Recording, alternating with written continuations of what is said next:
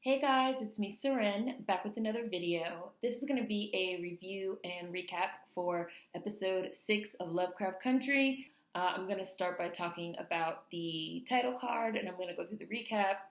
And the review portion will be in the good, the bad, and the ugly format. So the title card opened with what looked like a spider to me. It was these legs. It looked like these furry spider legs.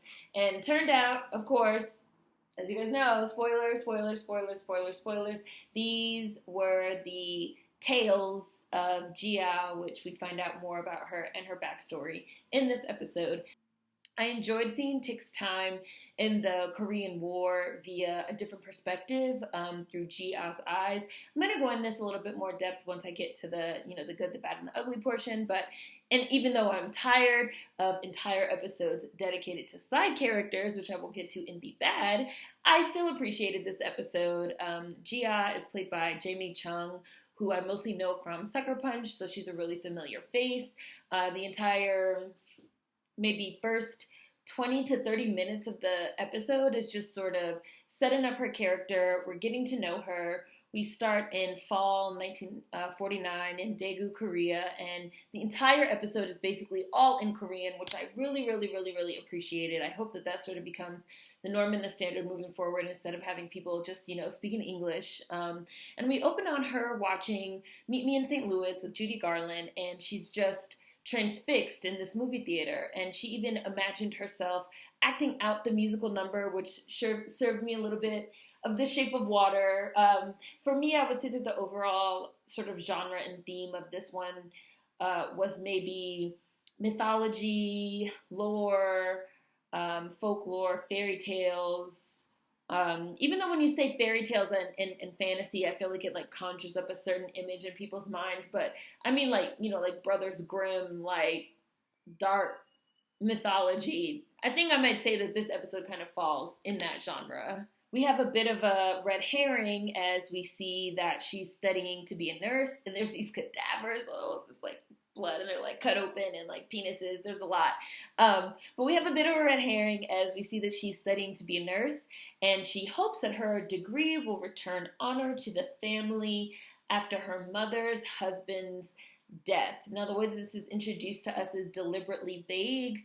Her mother tells her that the only thing that will restore honor to the family is for her to bring home a man. So, of course, with this type of language and the way that it's being set up, we kind of assume that she's studying for a degree, but her mother wants her to get a husband instead. Turns out her mother wants her to bring home a man to eat, literally, man-eater, literal. We see her going on speed dates with the other nurses. They're being linked up with engineers. It seems like it's some type of federal, at least, or government-funded program. And Ji-ah is really depicted as this odd duck and as an outcast, especially because she has this adoration for American films. We see her repeatedly throughout the course of this episode going to see these musicals, these Judy Garland movies, and there is a Judy Garland monologue closer to the end of the episode. One possible suitor even says to her, the Japanese spent 50 years eradicating our culture because they're Korean, and you spend your time on American propaganda, which when I saw that part, I was like, fair. You guys have heard me talk about The Handmaiden so much. It's one of my favorite movies, and a huge driver of the plot is the Japanese occupation of Korea and what that did to Korean culture. So I was glad that they sort of dangled that in there, and that throughout the episode they continue to draw these parallels between Japanese occupation and American occupation. I appreciated that. That's real history. These are things that actually really happened. She does come across a dude that shares her love of American films, but he crosses her off his little bingo dating card. I've never done speed dating, so I don't know if this is really how they do it. It seems like a little terrifying if this is actually how they do it. Maybe invasive is the word I want. I don't know. But he crosses her off his little bingo dating card for the woman that actually becomes her best friend, Young Ja. And Young Ja is a really interesting character with the limited amount of time that we see her. She makes all the guys fall for her. She's very charming and witty and fashionable. She has this like gorgeous scarf on. I was like, yes, love it. But she gave me sort of a lesbian vibe the whole episode. I don't know if I was reading too much into it, and if she is just meant to be extremely charming, extremely personable, extremely vivacious. But I felt like she was damn near flirting with Gia at like numerous like various parts of the episode, and Young Ja also repeatedly talks about being different. It does turn out that she is a communist spy, which is important later on, but I don't think it was just that. Like, she was giving me lesbian vibes, and she was giving me vibes like she wasn't really interested in these men. Like, she wasn't interested in the dude that asked her out on the date, so she invited Gia to go out with them. And Gia ended up bringing the dude home after Young Ja ditched him at a bar. And that's where we learn. And we find out that she is a succubus. An actual succubus. Like, a literal sex demon. Like, she eats this dude. But, like, she eats this dude. And then I was just like, okay, so that's the title card. Because she has these, like, furry... Like I said, at first in the title card, I thought they were spider legs. When they first showed them when she's eating this dude, I thought they were tentacles. I was like, oh, is this like some hentai shit? Like, she had him up in the air with these like furry tentacles in all his orifices, including his eyes.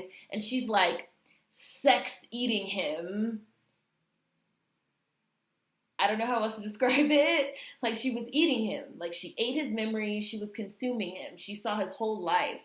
And then he basically exploded or disintegrated. And there's just like blood everywhere. There's like man chunks everywhere. She's covered in blood. And then her mother comes and says, you need to eat 10 more. I was like, okay, so you in on it. Okay. So you don't mean bring home a man husband. You mean got it. So around this part, obviously she's some type of supernatural creature. But I started to suspect that Gia was some type of... So my first thought was a kitsune. A kitsune is a Japanese fox spirit that I first heard about in Teen Wolf, because I was a super Teen Wolf stan. But of course, this is, this being Korea in their own lore, she's not a kitsune. She's actually a kumiho. I hope I'm saying that right. Kumiho, because they mostly speak in Korean.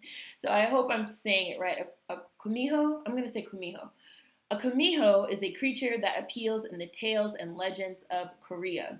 Deriving from ancient Chinese myths and folklores, a fox that lives 1,000 years turns into a kumiho like its Japanese and Chinese counterparts. So the Japanese counterpart would be the kitsune. It can freely transform, among other things, into a beautiful woman, often set out to seduce boys and eat their liver or heart, depending on the legend. There are numerous tales in which the kumiho appears. So Gia is a kumiho that ate her mother's husband, which also is introduced to us in a really vague way. And we find out later on what happened.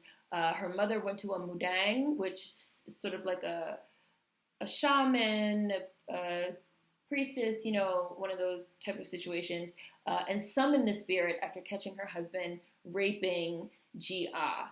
But the cost was that the demon took over her daughter's body, like her like the demon is inside of her body, and it's the demon's consciousness, like the demon's in control, and that the demon will have to consume 99 more souls after her husband before her actual daughter can return. So I really enjoyed that we're starting to dig even more into this mythology, into this lore. The show has been really good with the mythology, with the lore, with the world building. So it was nice seeing some more of that from a sort of shifted and viewing it from a different perspective. Because her mother says, if you absorb 100 souls, the kumiho spirit will leave and you will become human again. And then Gia is really having this internal struggle, the demon formerly known as Gia, the spirit that we know that's not the actual Gia, but it's what we have. She says that when she absorbs their souls, she sees their entire lives before they die, and that it's, it's extremely difficult for her because she's seeing someone's entire life start to finish, every good thing they ever done, every bad thing they ever done, and she's getting a lot of soldiers, people that have done horrible things. Her first soul, which was her mother's husband, was a child molester, a rapist, sexual abuser. So she has all of this memories and thoughts, and that has to be horrifying, and so she's really conflicted. And at this point in the show, she has, only a few souls left. And so her mother is like, well, all you have to do is just eat a few more and then you'll become human again. My daughter will come back and it'll be like none of this ever happened. So there's just a really interesting play on what do some of these things mean when, you know, you can become human again, but it's by consuming these souls and seeing someone's entire life. There's a lot, as there's always been in Lovecraft Country since the very first episode, you know, these conversations about what makes a monster, right? Like, is a monster slimy and covered with eyes and covered with claws and sharp teeth and, you know, 9 foxtails? Is a monster a white racist? You know, what is a monster and how does that, again, even factor into Lovecraftian lore and all these things? So they're getting very creative with finding various ways to like tie back into the main theme. There's a really interesting scene where Gia is in the theater to see the film Easter Parade with Judy Garland and Fred Astaire, a classic. And before the movie comes on, they show a Korean propaganda film in the theater. This used to be a really common practice in the United States and Europe as well, especially during wartime. You know, war propaganda in the form of film has always been a really important part of winning wars. This is what Inglourious Basterds had a major plot point about. It's really interesting that we don't do that anymore because it's such an effective way to reach the masses. But I feel like now with social media and a lot of things, we've found other ways to get some of these same concepts out there. But I thought it was interesting that they chose to show that it was a Korean propaganda film before this American film with Judy Garland and Fred Astaire. But as they're watching, the theater starts to shake and the film messes up, and Gia goes outside to see an American convoy is rolling through the town, blasting over these bullhorns like, "Do not be alarmed, America's here to fight for your freedom. Do not be alarmed, America's here to fight for your freedom." And they're just like tossing out these propaganda packets. They're throwing them on motherfuckers' heads, like just like imperialism is here, bitches. Like America's imperial forces intruding on a foreign population, like literally get with it or get ran over for real. And then we're in summer 1950. They have like intertitle, I think that's what they're called, intertitle cards after the original one, sort of showing us where we are in time as we watch this episode. So we see a racist ass white boy, American soldier, calling the nurse. Young Ja and Gia have become best friends. And I also like that I felt that it was insinuated that young Ja might have some type of inclination that there's something supernatural about Gia. It seems like she has some realization that something's going on there.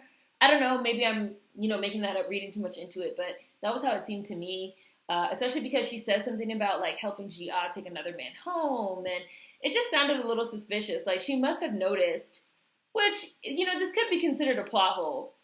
She must have noticed, somebody must have noticed, Gia goes home with these men and they disappear. They never return because she kills them. Nobody finds that suspicious. We see the time passing. But okay, we know it has to be at least 100 people that have disappeared, but whatever.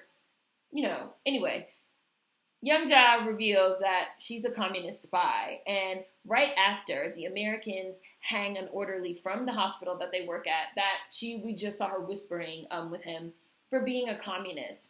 The nurses are taken to an American camp. They've been caught as having a communist spy in their ranks.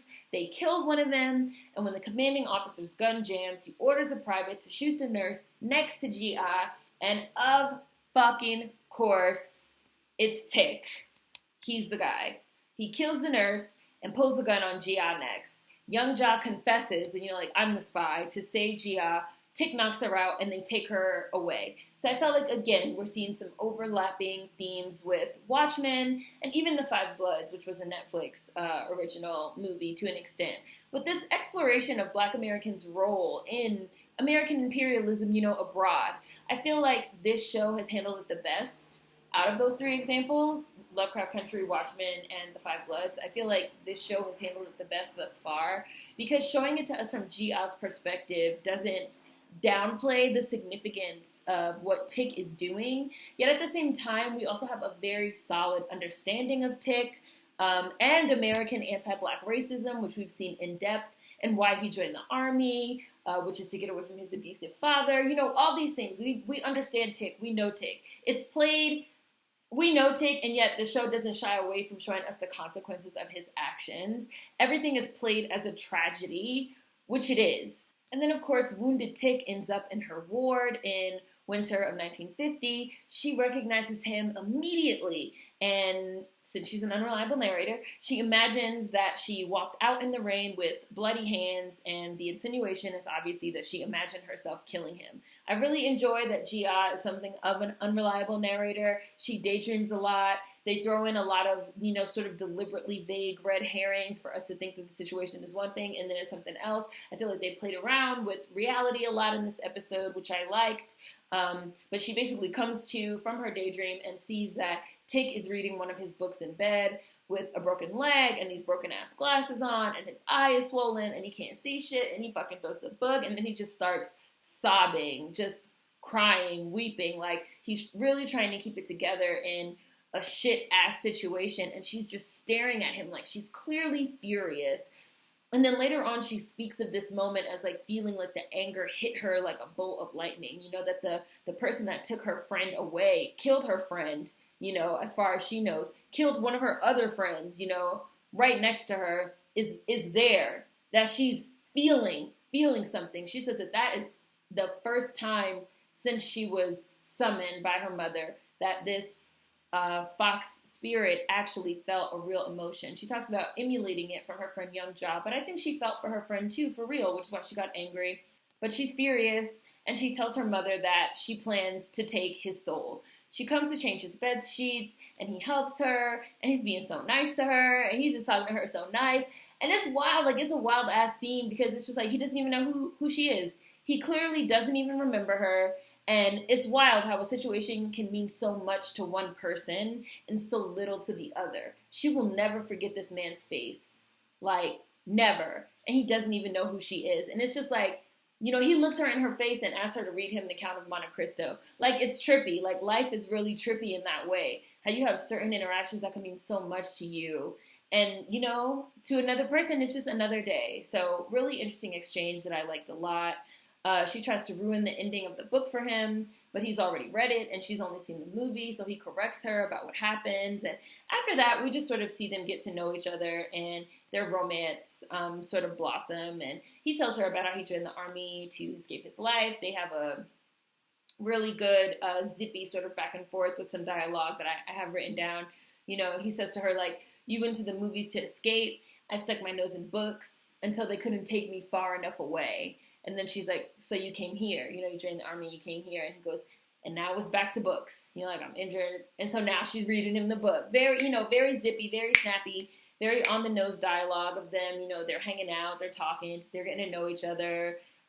He arranges to show her a movie that she's been waiting to see, Summer Stock. There's a nod to Uncle George being the one that helped him arrangement. They have a whole bonding moment when she mentions her best friend that he took away. And he says he'd like to meet her friend. And it's so messy. Like, life is messy. Life is really messy and complicated, and this show is not shying away from that. Also seemed like that was like a theme of this episode, like doing bad things. And what type of person are you? And are you a person? Are you a monster? What are you gonna do? Who are you gonna be? So they start messing around physically. She's able to control her tails with him from coming out and eating him. I don't know how else to say it. And she tells her mother that she doesn't want to hurt him anymore. She doesn't want to kill him. She doesn't want to hurt anybody. And her mother gets very upset because, her mother summoned this demon entity. But in a lot of ways, the Kumiho is not her child. She wants her child back. She wants her daughter back. And the only way she can get her child back is if the Kumiho continues to devour souls. So she's like, no, you have to do it, you have to do it. And then she starts off by saying, like, don't call me Uma, like, don't even call me mother. And then G.I. is like, you summoned me, like, I'm in this world because of you, like, you're my mother. And then the mom is like, well, then you dishonor me by not obeying. Like, how do you feel anything for that man? Like, he killed your best friend. If you feel anything for him, you truly are a monster. And, like, spit on her. And I was just like, gosh, like, feelings are so complicated. Like, the mom has a point, but there's another scene where G.R. very viciously also puts her mother in her place as well. Like, I don't even have your daughter's memories. I have none of your daughter's memories. I only have the memories of these men that I'm forced to consume most of them people that have done horrible things that now I have to have knocking around in my brain forever, including the man that you married because you had a child out of wedlock. You were a single, disgraced mother, and he picked you on purpose because he knew that he would be able to do things to your daughter and get away with it, you know? And when now you summon me to kill him and to eat him and to consume him. But now it's almost like I've seen the dark side of humanity. I've seen the dark side of the world. Why should I continue on? Number one, why should I even continue on? And number two, like, I'm not your daughter, and your daughter's never coming back. And like, who are you? You know, almost like who are you to judge me? But like, you're the reason that I'm even here. Like, you know, it's like everybody in this episode has done fucked up things. Everyone, literally everyone has done horrible things. And we're all trying to figure out, like, who's the good guy and who's the bad guy, because that's the way that we look at things, you know, through this dichotomy, this black and white lens. And sometimes it's not that simple. In Tik and Jia's final scene together, she reads to him out of a book of lore about the demon fox, the nine-tailed fox spirit called a kumiho. And the spirit can be summoned to avenge the wrongs done by men. She's like, obviously trying to like warm him up to, you know, to telling him the truth because she doesn't want to kill him.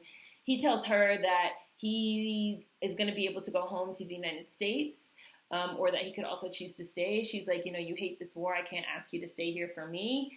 And he says, well, then you should come with me. And it's just like, but she's conflicted. She's conflicted because he's still the person that killed her friend.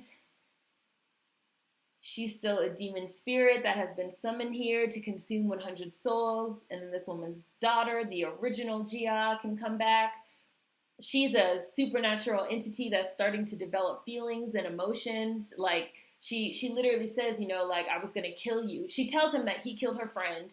And he's like, oh, and you knew this whole time, like, why would you agree to go out with me and, like, lead me on? And he uses that word, you know, like, oh, you're a monster, you know? And then she's like, I was going to kill you, but then you saved me, you know, like, you got me to feel. I was so angry when I saw you. I was furious. And then, you know, and then I fell in love. And now I'm just questioning everything. And they end up having sex. This is a little fuzzy for me. I'm going to mention it in the bad. Tik tells her he's a virgin. They start having sex. Her her tails come out. She starts like reading him, consuming him.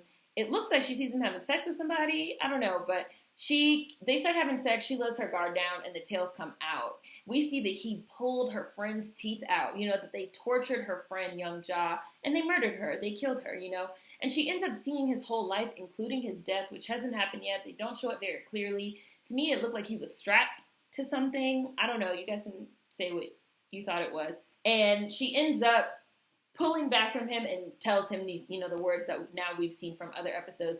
Don't go home. You're going to die. You know, like, if you go home, you'll die. He's terrified by her. What did you do? Stay back, you know. He's terrified by her being a monster and runs out. And she tells him to go. She tells him, go, Yangnom, numerous times. I don't know what Yangnom means. I probably should have looked it up. If one of y'all know what it means in Korean, you can tell me. But after he leaves, her mother comes in to find her there crying, and her mom comforts her. And I just feel like, see, like, you do have feelings. You guys have developed this bond. Is, you know, I'm going to talk about this a little bit more in the good and in depth, but I also thought there was some interesting metaphorical stuff happening about how after you've been the victim of sexual abuse, assault, rape, you're different. You're a different person. It's like you're the same person, but at the same time, you're not. This also, to me, appeared to be a bit of a metaphor for that situation as well. So they go back to the shaman character to see if there's any way that they can make Jia human again without her having to take another soul. And they tell her, you know, you stopped at 99 souls and you come seeking answers for the same reason you called this woman your mother. You know, your mortal concerns are meaningless, you know, which I took as you're still holding on to mortality, you know, like you aren't even mortal. Like you're literally like a fox spirit on earth. Like, you're a supernatural creature, and you're holding on to mortality, and, like, what even are these mortal concerns, and, like, who are these mortals? Like, she really grew, you know, mortal human feelings and emotions, and so she says, like, you know, but will he die? Like, I saw his death. It wasn't by my hand. He got away from me. Is that really going to happen? And they just tell her, like, you haven't even become one with the darkness yet, and you will see countless deaths before your journey is through, which I felt like there was an insinuation, that Jia is somehow going to be involved probably with this final magical showdown that we're heading towards with the Tick and the Order of the Lodge. So I'm expecting her to come back at some point in some capacity. I hope not too soon, because I kind of want to get back to our core group at some point. But that's the episode. So other things in the good that I didn't mention in the recap. I did like the episode well enough. It was fine. It was an interesting enough episode. To me, it did feel like another filler episode, another episode that didn't really directly advance our plot on a limited run series. We don't know if it's getting a second season. But I guess, that reveal at the end that she's most likely, and this is just something that I think, it wasn't expressly said, but that reveal at the end that she's probably going to have something to do with it, it almost felt to me like a Hellboy type of prophecy, like, you're going to end the world type shit, like you're going to be involved. But outside of that, it was mostly, again, mythology building, world building, which I do like, character building, giving us finally this backstory on Tick and the Korean War. But I don't know, it was overly long. I really like the themes of not wanting to be human again or be human because you've witnessed sort of the most depraved side of humanity. Like, she's seen everyone that she has killed, their entire lives from start to finish, including her abuser and his memories. And she doesn't want to be human. She doesn't want to be human again. She's seen the dark side of humanity. It made perfect sense. I appreciated how they sort of explored that. I liked the lore of how the fox basically took on her daughter's body, but none of her memories. So the Kumiho is, it's its own entity with its own memories and thoughts and feelings that grew over time, which I also think adds an interesting layer to her not wanting to take this last soul, because in a way, she would be effectively ending her existence as she knows it. After she takes this last soul, she's going to cease to exist on our plane, and this woman's actual daughter would come back. So, it's almost like a suicidal type situation if she goes through with it. So there's another layer there as well. I do love Jia's love of movies. I thought Jamie Chung's acting was very strong in this episode. She basically had to carry the whole thing, and she did a really good job. There was some very moving and affecting dialogue. I noticed the Kumiho talking about herself a lot in the third person. She kept saying, your daughter, not me, your daughter, your daughter, your daughter. She's like, her memories aren't in me. Your daughter is gone. Very interesting sort of verbal tick that gets the point, straight through to us. There was the scene where I said that she rips into her just viciously. They're talking about, a song. She sings this song that the mom taught her daughter, and the mother's like, yes, you see, you do have some of my daughter deep down. And then she's just like, no, your daughter sang that song to herself every time your husband raped her. I have no memory of you teaching me that song. I have his memories, he picked you. And this is after she had consumed one of her victims. So she's covered in blood, and she just has this menacing, very menacing presence. Her Kumiho presence is very separate from her Jia presence. He picked you because he knew what you would allow, all to rescue you from shame and disgrace. You're the monster. Just very strong showing as a demon from Jamie Chung, but she also balances it very well by showing us Jia as a person, by showing us how much she loves these films, by showing us that the Kumiho has picked up emotions, from her friend, from her relationship with Tick, and I even feel like she enjoyed watching the American movies because of the feeling, the emotion, something about them reached her, the demon, and I just liked that a lot. I also appreciated how they depicted the Americans as so disruptive in Korea. Their very presence was just really disruptive. I enjoyed seeing Tick's time in Korea from this secondary perspective, because it was a choice that also, criticizes and critiques American imperialism and explores the role of Black Americans in the military, especially considering Tick volunteered. Like I said earlier in this review, we know he only joined and Jia learns that he only joined the army to get away from his father and to even get away from Chicago and the States, racism at home, be able to have an adventure, all these things. I've said in an episode of the Black Americans that in a lot of ways, we're also victims of imperialism, and especially this poor person's army and the predatory nature of it all. And we get back and we're still niggers, and we still aren't even afforded the benefits of being a veteran, all these things. But it's good to see the other side of the consequences of Tick's actions. So that's the good. Let's go ahead and jump into the bad. For me personally, Tick and Gia's romance is when the episode starts to go left. Like, I just feel like, let me just put that out there now. You guys know, a lot of the times I feel like romance angles are unnecessary because now we have a love triangle. You guys know I hate a love triangle. I feel like love triangles are so ubiquitous. I talked about this in my Stranger Things review way back when they introduced it for the little kids. Why, like, anytime you have a male figure and two women figures, it always has to, or, you know, like, it just always, or even like the reverse, like Twilight, you have the girl and the two dudes, whatever.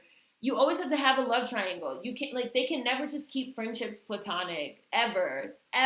Like, I just felt like I felt like Gia and Tick could have been friends and the effect would have been just the same. Because, like, Gia's really into movies and, like, Tick is into movies and, like, Tick is into books. Like, they have similar interests. Like, they could just be friends. Like, I mean, like, I get that maybe because she's, like, a sex demon, she's, like, a succubus, that they wanted to, I mean, I guess it had to be, there's no other way for her to, like, have the vision of, like, Tick dying. I don't know if this is how it goes in the book, Lovecraft Country, I'm just saying. But it just felt to me like, why? Like, why? For me, their romance was absolutely, when the episode started to fall apart and go left, their romance was not as compelling, for me, as their friendship, their getting to know each other stage, and us seeing, you know, the things that Tick did through Gia's eyes when she's not even really acquainted with him. Those were much stronger to me than, like, the romantic elements. There's a scene where he says, you know, like, oh, I did horrible things. He confesses to doing, like, horrible things that he just wants to forget. And, you know, like, but I can do that when I'm with you because, like, you see the good in me. And, like, you make me believe that I can be good, too. And that was corny to me. It was very corny corn. It was candy corn. It was Poppington corn. I didn't like it. It was very lame dialogue. And this show normally has, like, really great, zippy, authentic dialogue. Didn't like that. I hated the scene with Tick and his Asian army friend. I don't know. They made it very clear that he wasn't Korean. I don't know if they said, like, what type of Asian he was. If they did, I missed it. But I thought it was weird that he called himself and his friend both colored. They're not both colored. They wouldn't both be seen as colored in this time period or in any time period. That seemed like a nice little Jordan Peele-esque addendum, you know, like there was a little rant about, like, blacks and Asians, you know, like both being colored and, like, being the same, and the Asian dude was like, I'm a foreigner there or here. I was just like, snooze, hit the snooze button, snooze, goodbye. You never have to deal with being black. Leave the POC shit at the door. Like, y'all know I hate that shit. Like, being a POC, I hate that phrase, POC, is not the same as being black and having to deal with anti-black racism, full stop. I didn't like that at all. I thought it was extra shoehorned in for no fucking reason. I thought the whole stuff about Tick saying he's a virgin was weird. Initially, I thought that was obviously an interesting parallel to Letty. But later on, when he is having sex with Gia and her tails start to eat him, it looks like she saw him having sex with somebody else. If anybody else caught that. So I was like, why would he lie about that? Like, what was the point of that? I didn't really get that. Just to show that Tick is like a piece of shit. I don't know. I didn't get it. I'm also wondering, overall, can Gia have sex without eating the men? Does she have to eat them? Can she have sex with women? Like, were her and her friend lesbian? And I'm very curious about that. I also felt like, should her power have even worked on Tick? Because Tick is also magical, and he's actually very strong and powerful, which we know. So that, to me, also seemed like a missed opportunity with that scene of her tails, like, finally attacking him, to showcase maybe some more of Tick's innate magical ability. You know, like, maybe he could have made a force field or, you know, something, you know, I don't know.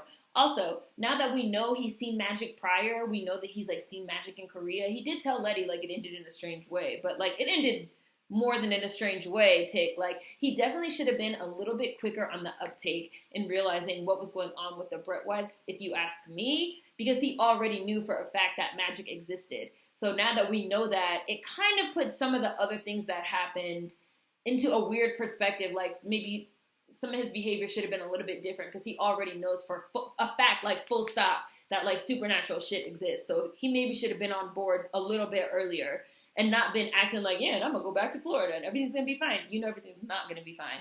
You literally were almost eaten by a non-tailed fox demon spirit. Like, now we have some things that seem unrealistic in other episodes, which is what happens sometimes when you show flashbacks.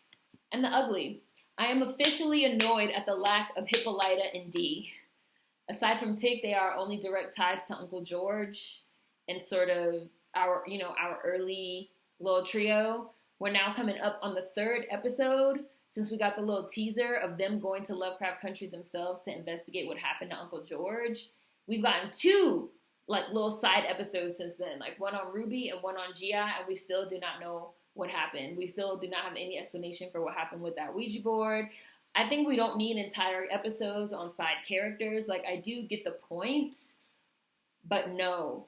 And if we are going to get whole episodes on side characters, we better get a whole episode on Hippolyta and Dee, or I'm going to be aggravated. Like, we're right smack in the middle of the season, and to me, these last 2 episodes have definitely felt like middle of the season episodes, which I hate. I hate feeling like I'm spinning wheels.